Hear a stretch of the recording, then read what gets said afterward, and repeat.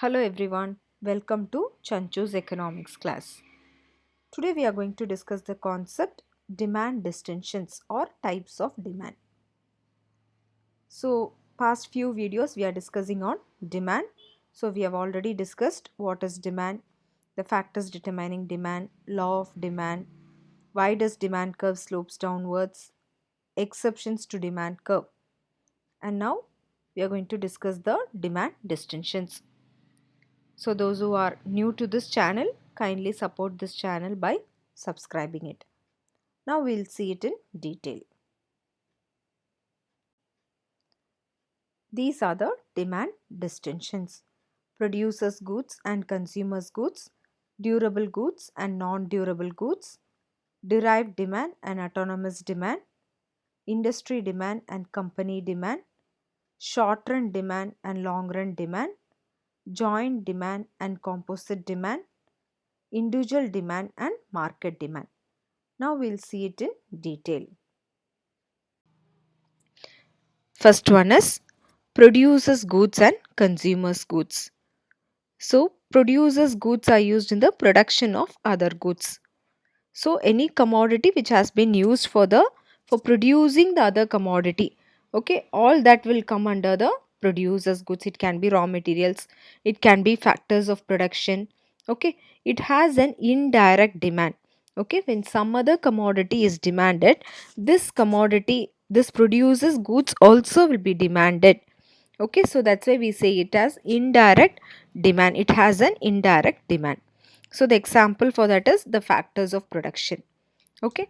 Now the next one, consumers goods.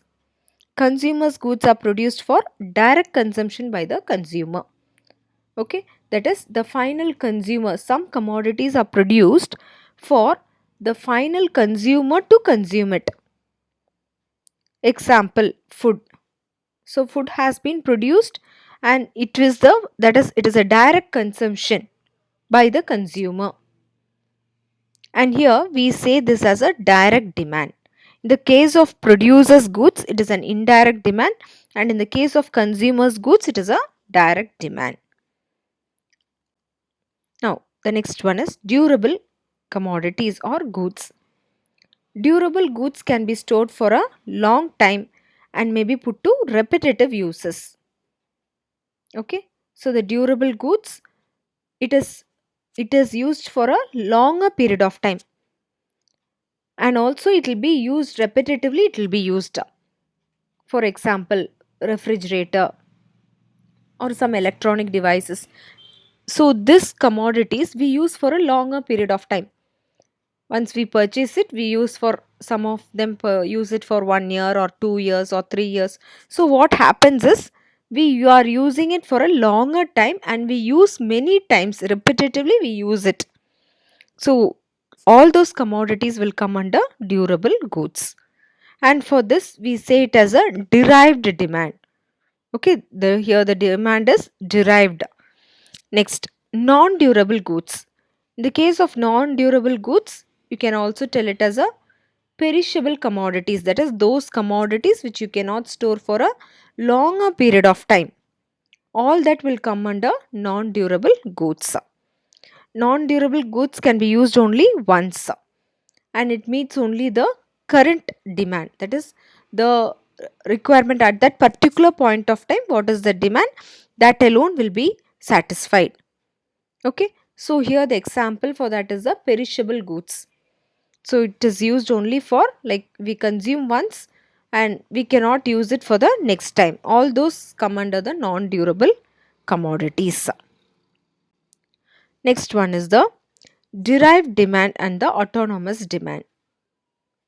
So in the case of derived demand, that is when a product is demanded consequent on the purchase of a parent product, it is called as derived demand. That is, you don't have a direct demand for the commodity, but your commodity is demanded because of some other commodity has been demanded. That is some other commodity in the sense that the parent commodity is demanded. That is only called as a derived demand. Example, gates and shutters are derived demanded for houses. See, when in the economy the construction of houses has been increased, obviously there will be an increase in demand for gates and shutters. Because no, if construction increases, there is a requirement for gates and shutters. There is more demand for gates and shutters as the construction houses increases. So here there is a derived demand for the gates and shutters. Next is the autonomous demand. If the demand for a product is independent of demand for other goods, that is, for a product it is demanded but it is independent, that is, it is demanded directly only because of that product it has been demanded, that is called as a autonomous demand. And here actually in reality this autonomous demand is difficult to find out because all the products are related to each other, are dependent on each other, so you will be having a derived demand. Okay, it is very difficult to find out which product is entirely independent of other products. The next one, industry demand, that is the total demand for the product of a particular industry is called as industry demand. Okay, for a particular industry the demand for the particular industry product is called as a industry demand. Example, demand for fan. Okay, so in our economy if there is a demand for fans, you tell it as an industry demand. Company demand, so it refers to the product of a particular company in that industry. For the same demand for fans, if you are just finding out the demand for Usha fans, so then you tell it as a company demand. So here the demand is for that company, for that particular company product. Okay, and in the case of industry the demand is for the whole of the industry. So that is the difference between the industry demand and the company demand. Okay, and next one, short run demand and long run demand. Short run demand, it refers to demand with its immediate reaction to price changes or income fluctuations. That is, the demand for the short period of time, you tell it as a short run demand. Okay, that is, here I've given the example, electricity rates reduced. Users use more electricity appliances. That is, when the electricity charges reduces, the consumers, that is the users, those are using the electrical appliances, they use more if the electricity rate reduces in the short run. Okay, so this you tell it as a short run demand. Okay, next is the long run demand. So long run demand will exist as a result of changes in pricing after enough time is allowed to the market. So here this long run demand, it is based on the long period of time. That is, from the previous example the electricity rates reduced, we are continuing with that same example here. That is, if the electricity rates reduced in the short run, the users or the consumers use more of electric appliances, but in the long run more people will be induced to use electrical appliances, which leads to greater demand for electricity. Okay, so in the long run what happens is, like, more people will be ready to use the electrical appliances, so as a result of it you can find that there is a greater changes in the demand for electricity. Okay, now the next one,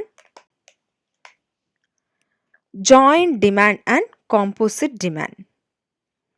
So in the case of joint demand, the demand for one commodity leading to the demand for another commodity.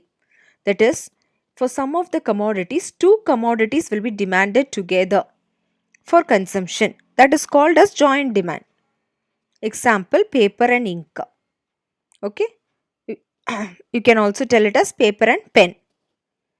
So if you just get a paper alone, you cannot complete your work, you need a pen to write it. So some goods are jointly demand, shoe and socks.